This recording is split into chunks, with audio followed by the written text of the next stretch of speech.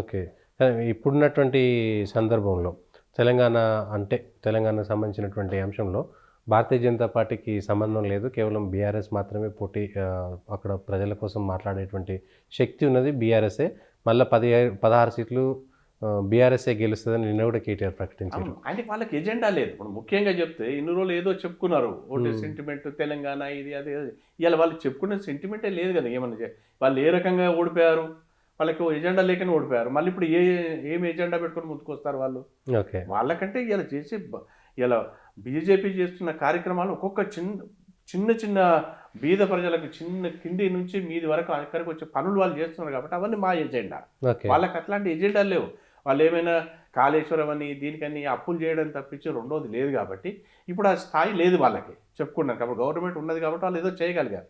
Government లేదు కాబట్టి వాళ్ళకి ఆ ఎజెండాలో ఇదే చేయలేరని చెప్పేసి నేను చెప్తాను. కానీ తెలంగాణకు వచ్చేసరికి తెలంగాణలో బీజేపీకి అంత సీన్ లేదు.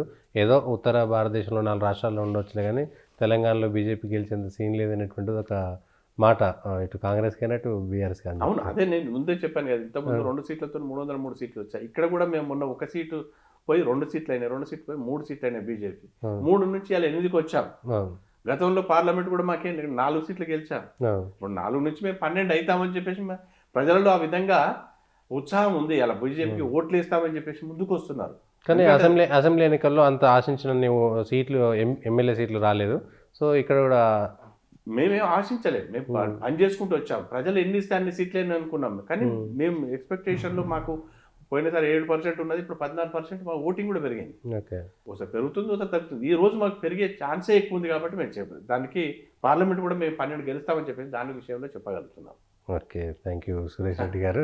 ఓకే, చూద్దాం మరి మల్కాజ్గిరిలో అయితే మిగిలిన అంశాలు ఎక్కడ పెట్టినా కూడా మల్కాజ్గిరి, జహీరాబాదు, చెవెల్లో కూడా దాదాపుగా ఒక 15-20 మంది నాయకులు రెడీ అయిపోయినారు. అంటే గెలుస్తారని నిజంగా గెలుస్తారో లేదో తెలియదు భారతీయ జనతా పార్టీ, కానీ అడిగేటువంటి ఆశావాళ్ళు అయితే అసలు చాలా పెద్ద. ఎందుకంటే మొన్న 119 సీట్లకు మేము ఊరికే అప్లికేషన్స్ అడిగితే 119కి 6,000 అప్లికేషన్స్ వచ్చాయి. కానీ ఇచ్చిందైతే 119 సీట్లే వాళ్ళకే అంతే. దాంట్లో అందుకనే సెలెక్షన్. ఇప్పుడు పార్లమెంట్ కూడా అడిగే వాళ్ళ ఆశాభావాలు చాలా మంది ఉంటారు. దాంట్లో ఇచ్చేది ఆ 17 మందికే మేము సీట్లు ఇవ్వాల్సింది. కొట్లాట కాదా మరి? దాంట్లో మాకు ఎప్పుడు కూడా ఇలాంటివి లేవు, జరగవు కూడా అట్లాంటి. ఎక్కడ వచ్చినా మేము కలిసి పనిచేసే వాళ్ళమే. రాకున్నా వాళ్ళు ఎంబడి వచ్చిన వాళ్ళకి సహకరించి గెలిపించే విధంగా మేము పనిచేస్తాం అంతే పార్టీలు. ఓకే, అదే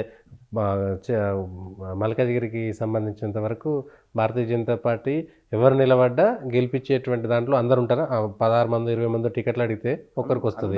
అందరు కలిసి పనిచేస్తారా? అందరు కలిసి పనిచేస్తారండి. ఎవరికి వచ్చినా ఎవరికైనా అందరం ఈ రోజు మీటింగ్ చేసుకున్నా అందరం కలిసే మీటింగ్. అంటే ఆశా వాళ్ళంతా కలిసి తిరుగుతారు. అందరు కలిసే టికెట్లు అడిగితే కూడా మాకు పార్లమెంట్ మీటింగ్ అయితే కూడా వాళ్ళు కూడా వచ్చారు. అందరూ వచ్చారు. ఎవరైతే ఉన్నారో వాళ్ళందరూ కూడా వచ్చి మీటింగ్లో అందరు పాల్గొంటాం. అందరు కలిసి ఈరోజు రామంది రేపు అయోధ్యలో జరిగే కార్యక్రమాలను కూడా ఇలా గుడి శుద్ధి కార్యక్రమం అంటే అందరు కూడా చేస్తున్నాం. ఆ అక్షింతలు అంటే అందరు కూడా ఇంటింటికి తిరిగి అక్షింతలు ఇచ్చి వస్తున్నాం. ఆ విధంగా ఎవరి కార్యక్రమాలు వాళ్ళు. ఈరోజు గవర్నమెంట్ ప్రోగ్రామ్స్ కూడా ఏమైనా కానీ అక్కడికి కూడా వెళ్తాం. ఆడ వెళ్ళినప్పుడు అందరం కలుసుకుంటాం. కార్యకర్తలు చీలిక రాదా? ఈయన వర్గం ఆయన వర్గం వర్గాలు అనేది అసలుకే లేవు. ఈ రోజుకైతే నేనైతే మల్కాజ్గిరి పార్లమెంట్ లో నేను చూడలేదు. ఎవరు టికెట్ అడిగినా కూడా అందరు కలిసి పని చేస్తారా? ఇప్పుడు ఆ విధంగా జరిగినాయి. నాయకులంతా అందరు కలిసి పని చేస్తారు. ఓకే, అయితే ఈ రోజు వరకు అయితే నేను చూడలేదు అట్లాంటి వర్గాలు అయితే. ఓకే, ఎక్కడ చూడలేదు. మల్కాజ్గిరిలో తొలిసారిగా భారతీయ జనతా పార్టీ జెండా ఎగురుతుంది నమ్ముతున్నారు. ఇది 4వసారి. ఇప్పుడు అంటే 3 సార్లు అయింది, 4వసారి ఖచ్చితంగా గెలుస్తాం మేడం. మల్కాజ్గిరి డీలిమిటేషన్ అయిపోయింది కదా, 3 సార్లు అయిపోయింది. 4 ఎలక్షన్.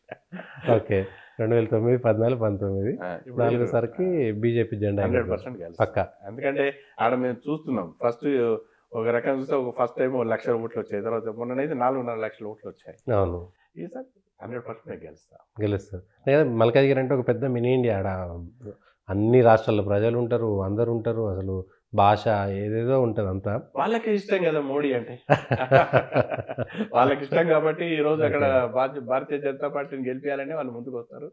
అందరు కూడా ఇక్కడ ఉన్న ప్రజలు కూడా అందరు కలిసి తప్పకుండా మల్కాజ్గిరి పార్లమెంట్ బీజేపీ గెలుస్తుంది. చూద్దాం మల్కాజ్గిరి ప్రజలు ఎట్లాంటి తీర్పునిస్తారో.